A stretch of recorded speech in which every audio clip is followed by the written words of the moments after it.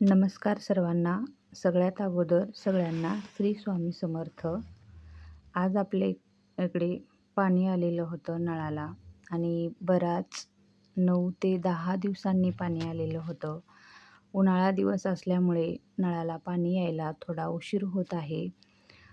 सगळीकडे पाणी येतं थोड्या-थोड्या दिवसांनी. त्याच्यामुळे आपल्याकडं पण 4 दिवसाला, 5 दिवसाला पाणी नॉर्मली येतं. पण आता सध्या उन्हाळा असल्यामुळे 8-9 दिवसाला किंवा 10-12 दिवसाला पाणी येतं आणि ह्यावेळेस चक्क 12 दिवसानंतर पाणी आलेलं होतं आणि इकडं मी मोटर, वायर वगैरे लावून पूर्ण पाणी भरून घेतलेला आहे आणि जो माझा मोठा खड्डा आहे पाण्याचा, त्याच्यामध्ये मी पाणी आता सोडलेलं होतं आणि खड्डा पण पूर्ण भरत आलेला आहे आता. आणि कपडे तर भरपूर पडलेले होते. अचानक मध्येच मिशन खराब झालेली आहे. त्याच्यामुळे कपडे मला हाताने धुवावे लागत आहेत आणि लेकरांची शाळा सकाळी 7 वाजता झालेली आहे. त्याच्यामुळे कपडे धुवायला होत नाही. आठवडाभरचे कपडे असेच मी गोळा करून ठेवते आणि पाणी आलं की एकदाच मग धुवून घालते. आणि आज तर पाहू शकता की पूर्ण वळण गच्च भरलेली आहे या कपड्यांनी. आणि पाण्यामुळे चक्क सगळी कामं थांबतात. पाणी आहे तर सर्व काही आहे. आपल्याला पण पुरेसं पाणी लागतं. अंघोळीला, कपड्यांना वगैरे सर्व गोष्टीला पाणी पाहिजेच असतं. आणि त्याच्यात सर्वात महत्त्वाचं झाडांना खूप पाणी लागतं या दिवसात. कारण उन्हाचा कडाका खूप मोठा असतो आणि त्यामुळे झाडांना पाणी लागतं. आणि इकडे थोडंसं आभाळ वगैरे येतंय पण पाऊस काही पडत नाही. वाऱ्यानं वगैरे आभाळच पुढे सरकत जातं आणि पाऊस पडेना. आणि मी आता सगळं पाणी घालून घेतलं होतं झाडांना आणि इकडे बघू शकता की आपल्या माऊनी 2 क्यूट असं छोटी पिल्ली दिलेले आहेत आणि ती त्यांना घेऊन बसलेली होती. माझं असंच लक्ष तिकडे गेलं म्हणून थोडंसं शूट घेतला. आणि इकडे पाहू शकता मी पूर्ण पडशी खालची धुवून घेतलेली होती. सर्व गॅसचं वगैरे सगळं मी आज पाणी आल्यामुळे सगळं स्वच्छ केलं त्यामुळे थोडं दाखवावं म्हणले. काहीतरी स्वयंपाक करायचा म्हणून सगळ्या भाज्या नीट करायला घेतले. काल मी बाहेर गावात गेलेले होते. तिकडून मी छान लाल कलरच्या बांगड्या घातल्या होत्या हातात. कशा वाटल्या मला नक्की सांगा. मला खूप आवडतात लाल कलरच्या बांगड्या घालायला. आणि असंच पाण्यामुळे आज सगळं पाणी आल्यामुळे स्वच्छ पाणी होतं, थंडगार होतं आणि माझं छोटंसं एक फिश टँक आहे, त्याच्यामधलंही पाणी आता खूप खराब झालेलं होतं. म्हणून मी जरा विचार केला की चला बसल्या-बसल्या हे फिश टँक वगैरे स्वच्छ करून घेऊया. मनी प्लांटच्या झाडामधलंही पाणी संपलेलं होतं आणि ती झाडं पण खूप सुकल्यासारखी वाटत होती. म्हणून त्यांनाही मी पाणी बदलण्यासाठी घेतलेलं आहे जवळ. आणि हे पहा हे भांडं काचेचं आहे आणि खूप नाजूक आहे. त्यामुळे मला असं खूप सावकाश हे भांडं धुवून घ्यावं लागतं. याच्यामध्ये छोटेसे हे स्टोन आहेत आणि कलरचे खूप छान दिसतात त्याच्यामध्ये. आणि मी प्रत्येक 4 दिवसाला किंवा 5 दिवसाला ह्या फिश टँकमधलं छोट्याशा पाणी बदलून घेते. आणि आता याला स्वच्छ धुवून याच्यामध्ये छान स्वच्छ असं पाणी भरून घेते आणि याच्यामध्ये थोडंसं मीठ टाकून घेते. कारण हे मासे खाऱ्या पाण्यातले असतात. यांना थोडंसं मीठ लागतं पाण्यात. खरट पाणी लागतं यांना. त्यामुळे थोडंसं मीठ मी अर्धा चमचा याच्यामध्ये घालून घेतलेला आहे. आणि हा बघा मासा आता याच्यामध्ये मी सोडलेला आहे. हे गोल्डन फिश आहे. खूप सुंदर. आणि त्यानंतर मी सगळे मनी प्लांटचे जे काही माझे झाडं आहेत ते पण धुवायला घेतलेले आहेत. हा मग मी कुठे बाहेर गेल्यावर आता कधी आणले आठवत नाही, पण बाहेर गेल्यावर आणलेली होता आणि खूप दिवसापासून असंच पडून होता. मग विचार केला की याचं काय करावं आणि याचं टोप पण खराब झालेलं होतं. त्यामुळे मी यांच्यामध्ये काचेचं आहे त्यामुळे मी याच्यात छान असे मनी प्लांट लावते आणि आपण पाहू शकता की किती सुंदर मनी प्लांट आले त्याच्यात. आणि यांचंही पाणी मी एकदाच म्हणजे 2-4 दिवसाला बदलते. असं पाणी आपण सतत बदलत असलो, झाडं स्वच्छ धुवून, स्वच्छ पाणी याच्यामध्ये भरत राहिलो, की झाडं मनी प्लांटची खूप छान येतात. आणि शक्यतो घरात जे आपले जे काही हे जे प्लांट्स असतात, जे आपल्या घरामध्ये पॉझिटिव्हिटी आणतात, ही झाडं तुम्ही नक्की आवर्जून घरात लावा. माझ्या घरात तर सध्या मी आता मनी प्लांटच लावलेले आहेत. 2-3 पॉटमध्ये आहेत. आणखीन मी आता 2-3 प्रकारची झाडे मी घेणार आहे ऑनलाईन किंवा मला कुठं जवळच्या ह्याच्यामध्ये दिसले तर मी तिकडून खरेदी करणार आहे. आणि मी आता ह्यांना असंच ठेवलं तर ह्या पाण्यानं म्हणजे ज्या जागेत आपण ठेवतो तिथं पाणी पडतं.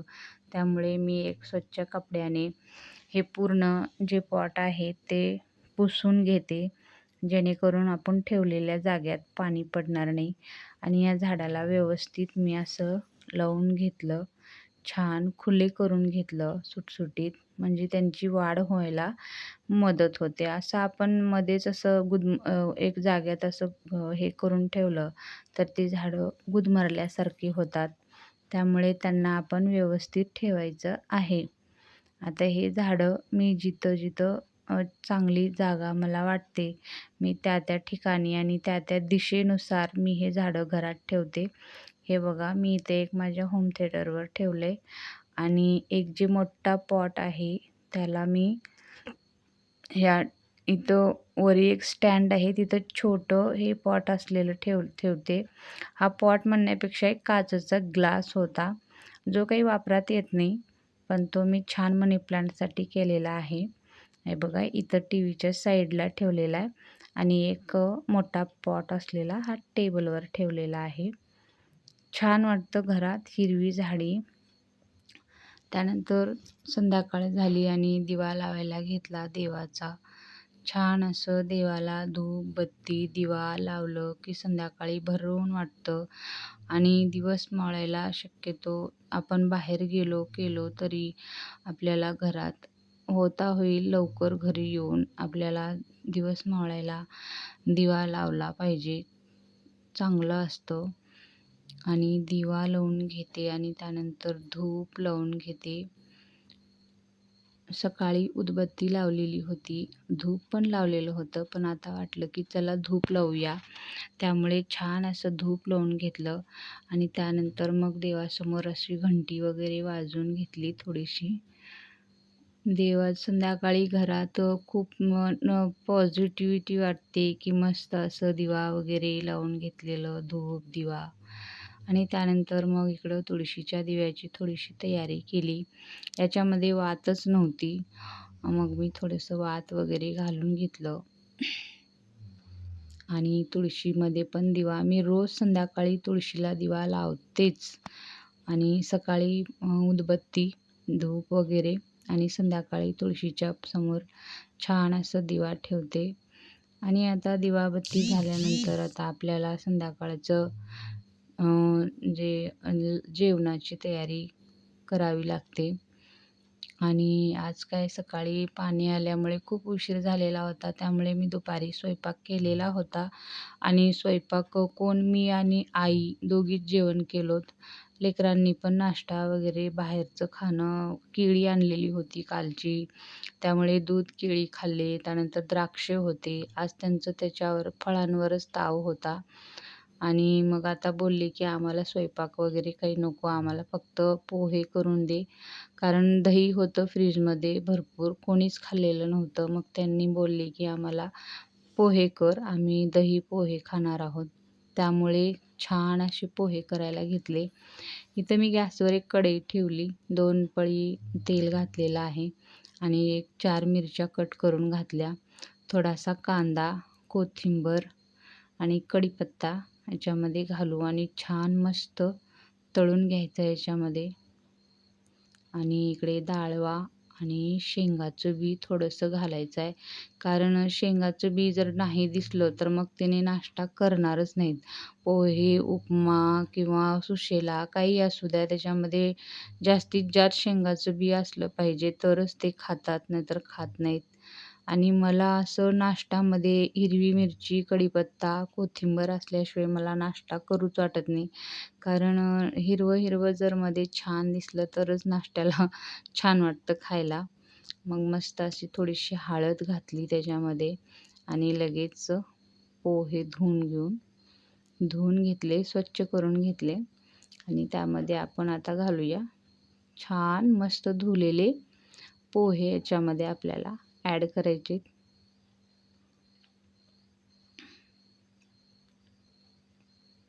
आपण पाहू शकता फोडणी किती छान बसलेली आहे. आता याच्यामध्ये आपण पोहे घालूया धुवलेले